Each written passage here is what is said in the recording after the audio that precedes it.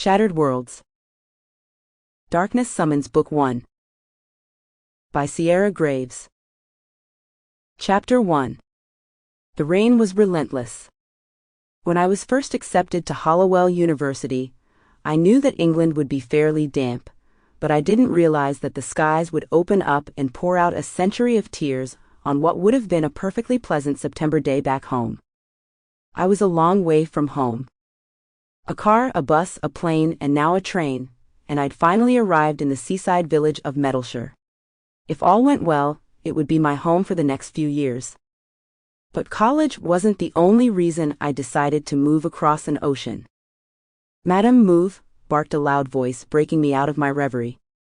I gasped, looking up just in time to see a black cab speeding toward me. Stupidly, I forgot that cars come from the opposite direction in England. Wasn't looking both ways the first they taught you? Unfortunately, I was about to get struck down by the aforementioned cab. I spent too many seconds being frozen by surprise, and the cab was clearly going too fast to stop in time.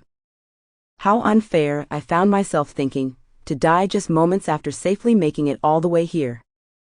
Suddenly, a large solid body slammed into me. It came out of nowhere, wrapping firm hands around my waist and practically throwing me backwards onto the sidewalk with supernatural strength.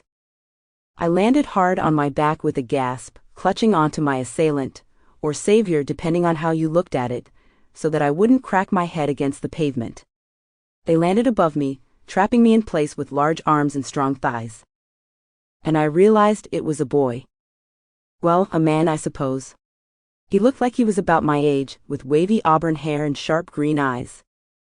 "What were you thinking walking out into the road like that?" he growled, pushing up from the ground and then stooping to offer me a hand.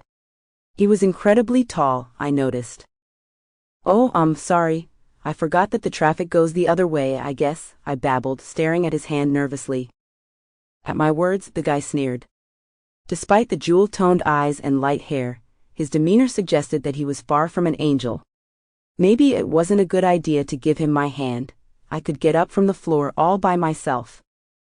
"Of course," he chuckled darkly, rolling his eyes. "An American." I frowned, moving to sit up, but instantly flinched when a pain burst down my side. Damn, he really didn't have to throw me down that hard. "What's that supposed to mean?" I began, but he cut me off.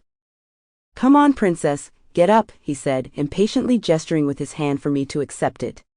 He had a charming accent, somewhat Scottish, I supposed. People are staring. With a frown, I glanced around the train station. Sure enough. Sample complete. Ready to continue?